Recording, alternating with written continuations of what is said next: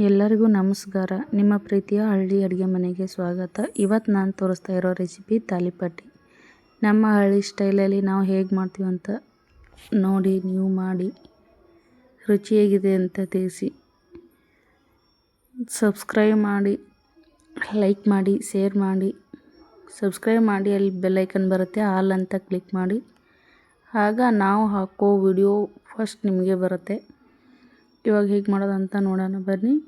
1 ಕಪ್ಪು ಗೋಧಿ ಹಿಟ್ಟು, 1 ಕಪ್ಪು ಜೋಳದ ಹಿಟ್ಟು, 1 ಕಪ್ಪು ಕಡಲೆ ಹಿಟ್ಟು ತೊಗೊಂಡಿದ್ದೀನಿ. ಈಗ ಅರ್ಧ ಕಪ್ಪು ಮೈದಾ ಹಿಟ್ಟು ತೊಗೊಂಡಿದ್ದೀನಿ. ಗೋಧಿ ಹಿಟ್ಟು, ಕಡಲೆ ಹಿಟ್ಟು, ಜೋಳದ ಹಿಟ್ಟು ಒಂದೇ ಪ್ರಮಾಣದಲ್ಲಿ ತೊಗೊಂಡಿದ್ದೀನಿ. ಮೈದಾ ಹಿಟ್ಟು ಮಾತ್ರ ಅರ್ಧ ಕಪ್ ತೊಗೊಂಡಿದ್ದೀನಿ, ಯಾಕಂದರೆ ಅದು ಅರ್ಧ ಕಪ್ ಇದ್ದರೆ ಸಾಕು ಅಷ್ಟೇ. ಇವಾಗ ನಾನು ಅಜ್ವಾಯಿನ ಹಾಕೋತಾ ಇದ್ದೀನಿ. ಅಜ್ವಾಯಿನ ಹಾಕೋದ್ರಿಂದ ತುಂಬ ಟೇಸ್ಟಿಯಾಗಿ ಬರುತ್ತೆ. ಈಗ ಕರಿಬೇವು ಮತ್ತು ಕೊತ್ತಂಬರಿ ತೊಗೊಂಡಿದ್ದೀನಿ. ಎಲ್ಲ ನಾನು ಒಣ ಹಿಟ್ಟಲ್ಲೇ ಹಾಕ್ತಾಯಿದ್ದೀನಿ. ಒಮ್ಮೆ ಹಿಟ್ಟಲ್ಲೇ ಹಾಕಿ ಹಾಗೆ ಮಿಕ್ಸ್ ಮಾಡ್ಕೊಳ್ಳೋಣ.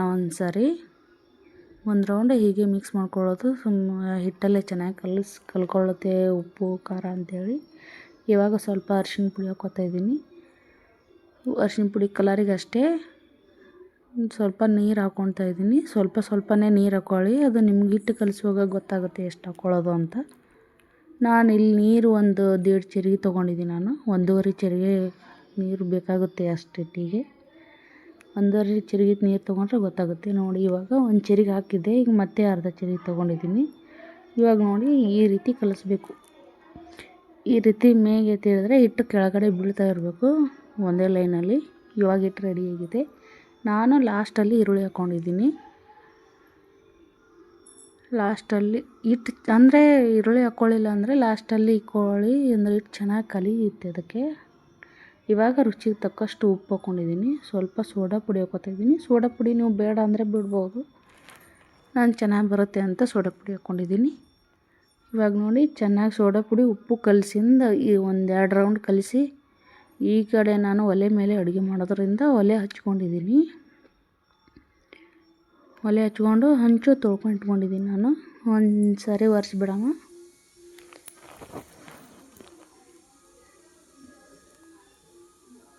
ಒಂದು ಸಾರಿ ಒರೆಸಿ ಇವಾಗ ಹಂಚು ಕಾಯ್ದಿದೆ ಇಲ್ಲ ಅಂತ ನೋಡೋಣ. ಹಂಚು ಕಾದಿದೆ. ಸ್ವಲ್ಪ ಎಣ್ಣೆ ಸಿಂಪಡಿಸೋಣ. ನಾವೇನು ಬ್ರಷ್ ಏನು ಯೂಸ್ ಮಾಡೋಂಗಿಲ್ಲ. ಇದೇ ಟ್ರಿಕ್. ಒಂದಿಷ್ಟು ನೀರು ಹಾಕೋದು, ಒಂದಿಟ್ಟು ಎಣ್ಣೆ ಹಾಕೋದು, ಹೀಗೆ ಚಿಮಿಸ್ಬಿಟ್ರೆ ಹಂಚು ತುಂಬ ಎಣ್ಣೆಯಾಗಿ ಬಿಡುತ್ತೆ. ಇವಾಗ ನೋಡಿದೆ ನಾನು ಕಲಸಿದ್ಮೇಲೆ ಹಿಟ್ಟು ತೊಗೊಂಡು ಒಂದು ಬಟ್ಲ ತೊಗೊಂಡು ಆ ಬಟ್ಲ ಸಹಾಯದಿಂದ ಹಂಚಿನ ಮೇಲೆ ಹಾಕ್ಕೊಳ್ಳೋಣ. ಇವಾಗ ನೋಡಿ ಈ ರೀತಿ ಹಾಕ್ಕೊಳ್ಳಿ. ಮಧ್ಯದಿಂದ ಹಾಕ್ಕೊಂಡ್ರೆ ತುಂಬ ದಪ್ಪ ಬಂದುಬಿಡುತ್ತೆ. ಅದಕ್ಕೆ ಸೈಡಿಂದನೇ ಹಾಕ್ಕೊಂಡ್ರೆ ಎಕ್ಸ್ಟ್ರಾ ಹಿಟ್ಟೇನು ಬರುತ್ತಲ್ಲ ಅದು ಕೆಳಗಡೆ ಇಳ್ಕೊಂಡು ಬಿಡುತ್ತೆ ಮಧ್ಯದಲ್ಲಿ.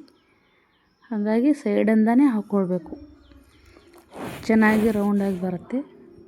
ನೋಡಿ ಒಲೆ ಮೇಲೆ ಅಡುಗೆ ಮಾಡಿ ತಿನ್ನೋದರಿಂದ ತುಂಬ ಚೆನ್ನಾಗಿರುತ್ತೆ. ಆರೋಗ್ಯನೂ ಚೆನ್ನಾಗಿರುತ್ತೆ, ರುಚಿನೂ ಚೆನ್ನಾಗಿ ಕೊಡುತ್ತೆ.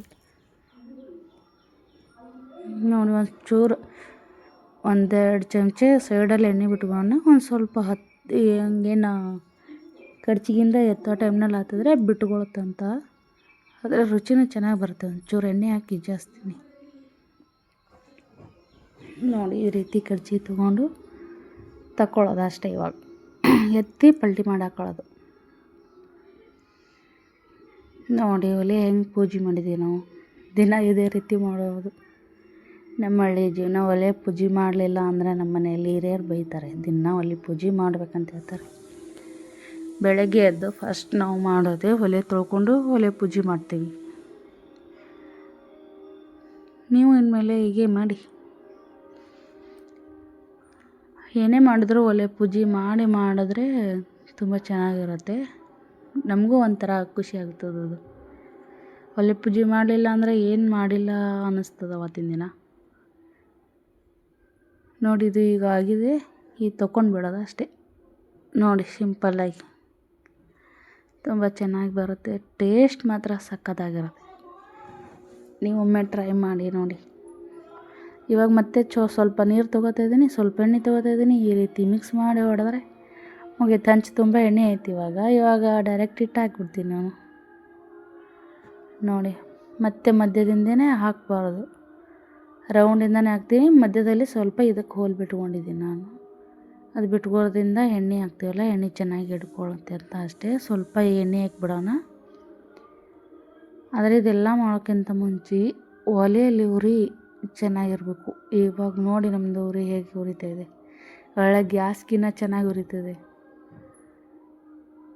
ನೋಡಿ ಇದು ಅದಕ್ಕಿಂತ ಚೆನ್ನಾಗಿ ಬಂದಿದೆ ಇದು. ನೋಡಿ ಎಷ್ಟು ತೆಳುವಾಗಿ ಬಂದಿದೆ, ಎಷ್ಟು ಚೆನ್ನಾಗಿ ಬಂದಿದೆ. ಇದು ಎಣ್ಣೆ ಬಿಡೋದ್ರಿಂದ ಸೈಡಲ್ಲೆಲ್ಲ ಸ್ಕ್ರಿಪಿ ಬರುತ್ತೆ, ತುಂಬ ಟೇಸ್ಟಿಯಾಗಿರುತ್ತೆ.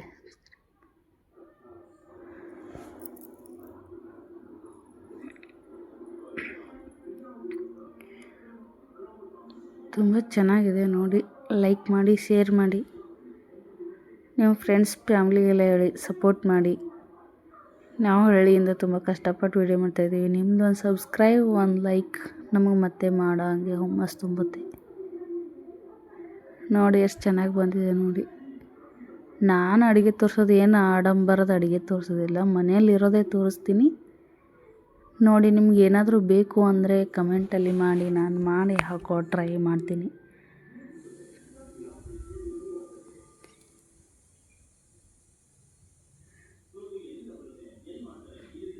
ನೋಡಿ ನೀವು ಮಾಡಿ.